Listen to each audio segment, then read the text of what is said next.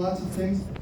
One of his big ticket items, which is the big ticket item for this country, is he's big on fighting against national debt. You know, he's one of those champions who believes we need to rein in the overreach of the federal government, rein in federal spending.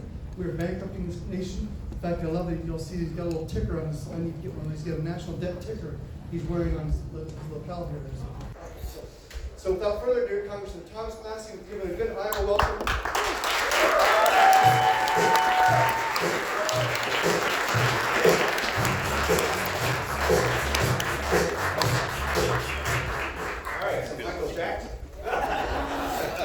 Well, it's great to be here in Iowa. I got to tell you, when I first got elected to Congress in 2012, one of my first votes was against John Boehner.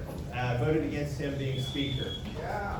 Thank you. That wasn't a popular vote in Washington, D.C., and I got a lot of negative press back home, and my mom was really worried about me. So Mom asked me, she said, "Are you making any friends up there in Washington?" I said, "Mom, if you met these jokers, you wouldn't want to be their friends either." But what I did find is one congressman up there who got elected the same year that I did and came to Washington, D.C. with the same goal that I had, which was to reduce the size and scope of government. And he didn't just talk a good game, he had something that almost nobody up there has, which is he has a brain. And the other rare thing that you find in Washington, D.C. is common sense. And his name was Ron DeSantis. So I had no interest in putting on a tuxedo and going to the fancy dinner. So Ron and I would go get a sandwich or something and have dinner and talk about, of all things, what was in the bills, what we were voting on, right? We thought that was our job instead of going to all these champagne cocktail dinners and stuff. So that's what we did for 6 years. And we talked about how messed up these bills were and what needed to be fixed. And I became chairman of the Second Amendment Caucus. Actually, I founded it because there's a caucus for everything, right? There's a cement caucus, a ready mix caucus. I thought we needed a caucus just for the Second Amendment because that was my litmus test for politicians. I would ask them and then listen very carefully to their answer. What does the Second Amendment mean to you? And if they started talking about duck hunting, I knew they didn't understand the Second Amendment. Okay, it's about putting the power that until our country was formed was exclusively in the hands of the government. They put that power in the hands of the people to make sure that our country wasn't run by tyrants. I can tell you, as the chairman of the Second Amendment Caucus, there is no other candidate in this race that comes close to the credentials that Ron DeSantis had in protecting your Second Amendment.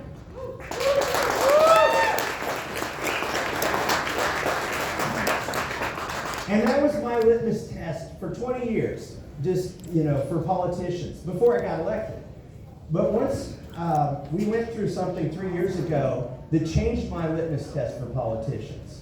And there's only one candidate in this race who passes my new litmus test. And that is, 3 years ago, we had a novel virus that was introduced into our society. And every freaking politician in Washington, D.C. lost their mind.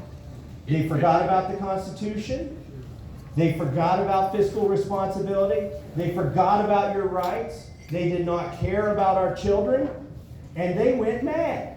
And they decided that they were in Congress. They said, we are going to pass a $2 trillion spending bill. But here's the kicker. You're not going to be here. You stay home. They told us to stay home. They said it was too dangerous for congressmen to work that day. And I said, if doctors are working, and the nurses are working, and the farmers are working, and the grocery store folks are working, and the truckers are working, then by golly, Congress needs to get to work and vote on this thing.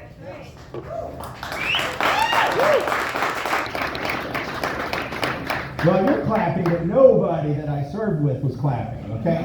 In fact, CNN said I was the most hated man in Washington, D.C. I forced every member of Congress to come back to Washington, D.C. to vote on the CARES Act on March 27th, 2020. They hated me for breathing air, Democrats and Republicans. And CNN reported that I was the most hated man in Washington, D.C. That is the only time I've ever seen him get the news right. Nancy Pelosi called me a dangerous nuisance on MSNBC. I think we need more dangerous nuisances to Nancy Pelosi's agenda. And I went, so they had to call all of Congress back. There were airplanes with just one person on them because they had shut down almost all travel. And the one person was a congressman who had to come back because I had called them back. And the day came, after they got everybody there, for me to raise the objection on the floor of the House to the unanimous consent. And my phone started ringing. And I looked at it. I'm on the floor of the House. We're not supposed to answer phone calls while we're on the floor. And I looked down, and the caller ID, the phone number was all zeros. And I said, oh no, I know who that is. President Trump was trying to call me. He was not happy with me. So I did what any responsible congressman should do. I let it go to voicemail. And then I thought, well, maybe he'll leave a message. We can work it out that way. But then my phone rang 60 seconds later, and it was the same number, and I let that go to voicemail. Because I was watching the microphone, I had to raise an objection. If I left the floor of the House, they could just sneak this bill through with nobody being accountable. And then he called the third time, and I let that go to voicemail. And then somebody found me and said, you need to call the president back. He is not happy with you right now. And I said, well, I'm busy. But they yielded some time for debate, and I realized they weren't going to sneak the CARES Act through. By the way, do you all remember what was in the CARES Act? It funded the mail-in election of 2020 in all of the blue states. It had hundreds of millions of dollars for doing the elections by mail, which ultimately cost this president the election, I believe. And it had spending, we had to print money for all of the spending. It paid people not to work. That is crazy. I said, if you pay people not to work, not only are you going to have inflation, you're going to have shortages. And this will be with us for 2 years. But people were unhappy with me at the time. The polling was really good for this bill. So I stepped off the floor of the House, and I called the White House back, and they put me right through. They said, the president wants to talk to you. He comes on the line, and he says, I'm coming at you like you've never seen. Never in your life before have you seen the way in which I will come at you. I'm more popular than you in Kentucky, and you know it. By the way, he was right. I had the polling. He was more popular than me. He said, I'm going to back your primary opponent, and you're going to lose. And I thought, well, I probably will lose. But what do I have to lose at this point? And then he proceeded to scream at me for about 3 minutes, and I was trying to explain to him what was in the bill, that it was going to be the end of our economy, that it would encourage the states to shut down their governments, but I was having a hard time getting a word in edgewise. And so he hung up on me ultimately, and I walked back to my seat, and before I could get to my seat in the House of Representatives, he tweeted that I should be thrown out of the GOP, and he tweeted that I was a third-rate grandstander. Now, my wife told me, be careful, nobody wants to be a first-rate grandstander. So when the press asked me what I had to say for myself, I told them, well, I'm at least second-rate. Come on. So anyways, I won my re-election 6 weeks later with 81% of the vote. And I wish the president would have listened to me, because I think if we hadn't passed the CARES Act, well, I know we wouldn't have this inflation, but I think he would have probably won the election if he hadn't shut down the biggest economy in the history of the world. And so I was feeling pretty lonely, okay? This bill polled at 80%. You want to know why? There were $1,200 checks in there.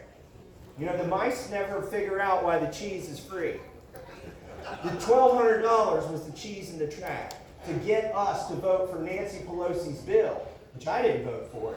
It was a dream list of a liberal agenda, and I knew it was going to wreck our economy.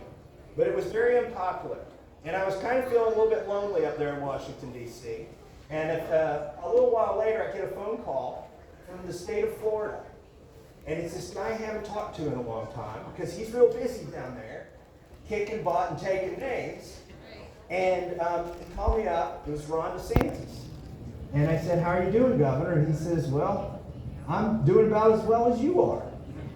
Because I am very unpopular at this moment. And you're unpopular. He said, but you need to keep doing what you're doing because you're doing the right thing.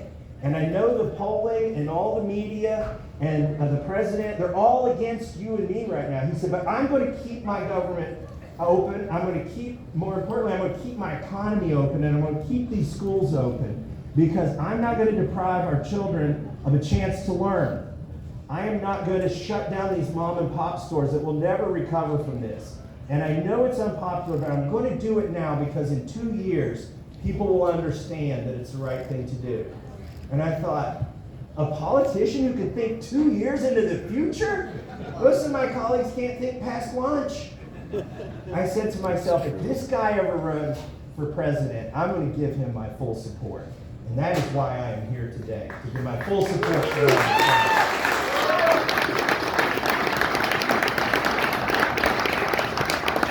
Now, to introduce my next colleague, I have to tell you a little about how they grade us in Congress. These conservative groups like Heritage Action and Freedom Works, they keep scorecards. And I have about a 95 or 92% on these scorecards, which isn't that bad, really, if you think about it. They're only wrong 8% of the time. But I have a colleague who scores better on these cards than even I do. I would call him the most conservative member of Congress, and he is the strongest individual in Congress because he's from Texas and he's witnessed it up front and personal. He's the strongest member of Congress on border security and the most conservative member of Congress. I served with him on the Judiciary Committee where we defend your right to keep and bear arms. And his name is Chip Roy from Texas. Chip, would you come out here?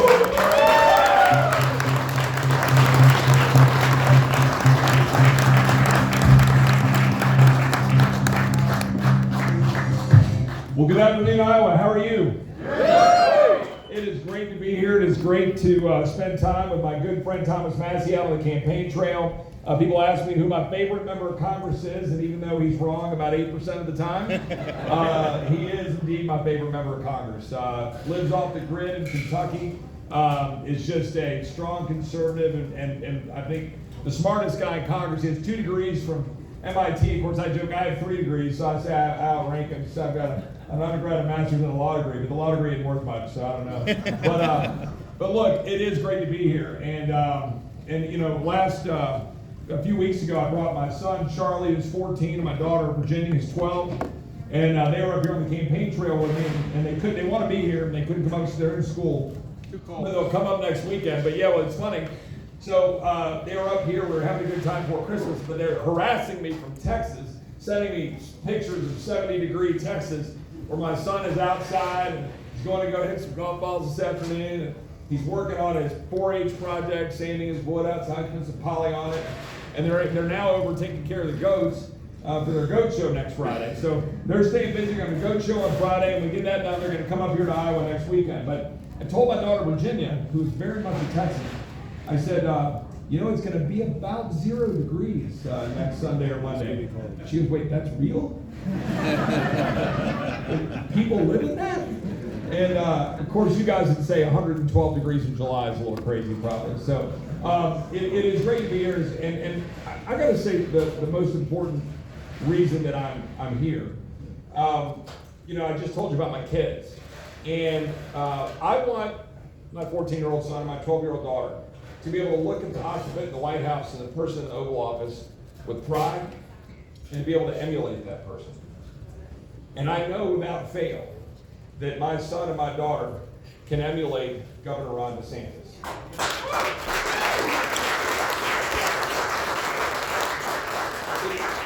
It matters. It matters that we have somebody that we can rally around with pride and hope, with a vision for the future, but be very proud of somebody who put on the uniform, joined the United States Navy, served his country, has a heart for service, has served in the United States Congress and as governor, and has delivered for the people. And he's delivered for you and your issues. And like he likes to point out, that the former president is running for his issues. Governor Haley seems to be running for her donor issues, while she says that New Hampshire ought to correct Iowans. I don't think Iowans need to be corrected. I don't think Iowans need to be corrected. And Governor DeSantis is running for your issues. He's running for my issues. He's running for the issues. He's running for the issues that my children want to see and learn. And look, part of politics is comparing and contrasting candidates. And some of us know these candidates quite well. And we know the specifics about what they've done and haven't done. And what they promise and deliver versus what they promise and don't deliver. And I think those things matter. And so in addition to having someone that you can look up to with pride in the Oval Office, you do want someone who can deliver. When I ran for Congress in 2018, I ran on 5 things. I ran on securing the border of the United States, on balancing the budget and stopping spending money we don't have. I ran on restoring what I call healthcare freedom. As someone who had been diagnosed with stage 3 Hodgkin's lymphoma when my daughter was 4 months old and my son was less than 2 years old, I felt like I wanted to preserve health care for them so that you can go to the doctor of your choice rather than having to go to an insurance bureaucrat for permission on how you get treated.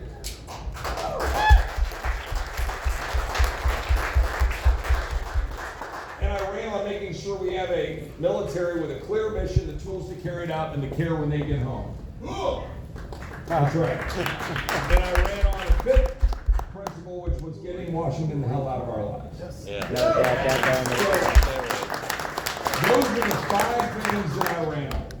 Now, let's go down that really quickly, and let's do a little compare and contrast. And we're going to do it, and that means we might be a little critical of some candidates. That's okay, because you have a decision to make. Let's look at Governor DeSantis' record on spending. Governor DeSantis, when he was a member of Congress, stood up against all the big spending bills, fought to try to balance the budget, supported balanced budget amendments, fought against all of the bureaucracy in town, and as governor has reduced debt by 25%. Yeah. So that's Governor DeSantis' record on spending. But let's look on the other side of the coin. Under Governor Haley, spending went up by 38 to 40% under her tenure when she was governor.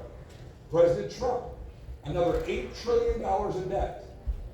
Do we even know what that means? $8 trillion in debt was added to our national debt. Massive amounts of spending. Thomas just mentioned the CARES Act, a $2 trillion bill which they tried to jam through without even voting on it. Did you all send us there to do that? No, and that's not what we want out of an executive and a president. We've got to get our spending under control. Governor DeSantis has a track record of doing it far better than either of the other 2 candidates. Let's look at healthcare freedom. So when I ran and I said I was trying to battle because I'd gone through cancer. So healthcare freedom for me at the time meant getting the doctor of your choice. I don't want to keep enriching insurance companies and big hospitals and big pharma and big government at the expense of you and your doctors. That's what we're doing right now. We have government-regulated, insurance-run health management. You don't have health care. We got to fix that. We can. We've got legislation to fix that. We just got to have the willpower to do it. Well, let's go back to 2017. You can blame John McCain's thumb down, or you can blame the Senate, or you can blame the House, but I can tell you this. Coming in after getting elected in January of 2017, we did not repeal Obamacare. We did not replace it. It was a failure. And that happened when the former president was in the White House. Fast forward. What else happened under health care? The former president empowered Anthony Fauci. Shut down the greatest economy in the history of the world, racking up $8 trillion in debt, closing down our schools, putting our kids in the corner, forcing them to wear masks, forcing you to wear masks, forcing people to get vaccines. And there was one guy who was standing up saying we should do it a different way in Florida. And he fought Anthony Fauci, fired his Surgeon General who was getting it all wrong, replaced it with somebody who was getting it right, opened up our nursing homes, opened up our hospitals, opened up our schools, opened up the economy, and he was a beacon of hope for all of this.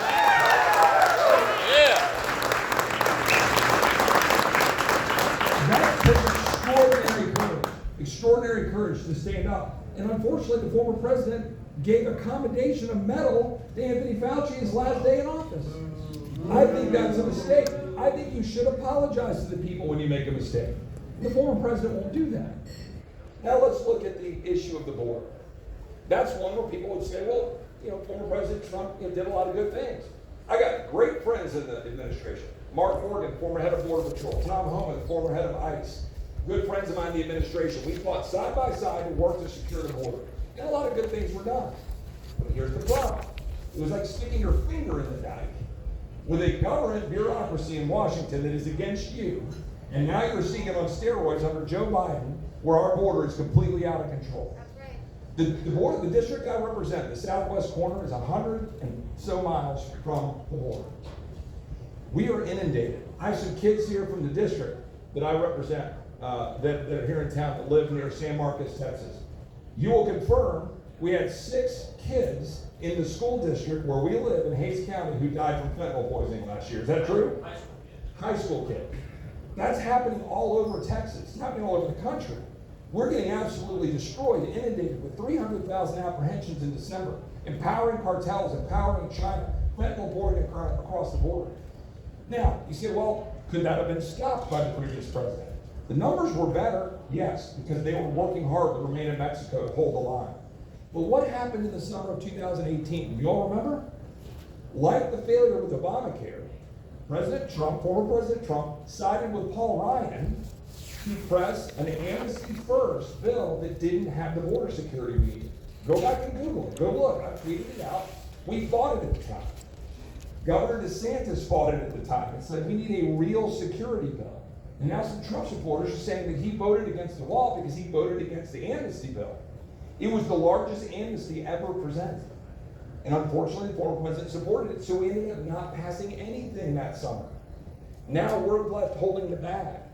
Leadership matters. Delivering matters. Governor DeSantis has delivered on every single promise he has made to the American.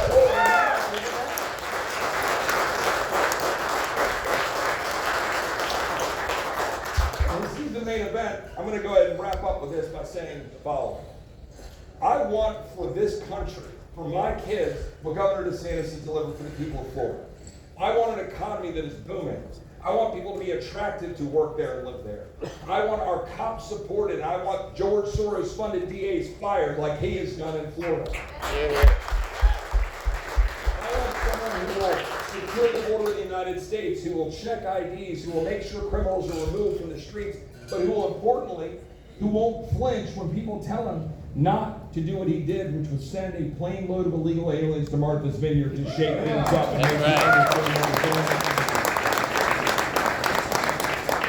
And Governor DeSantis did that when they said, if you do that, that's going to hurt you with Hispanic voters.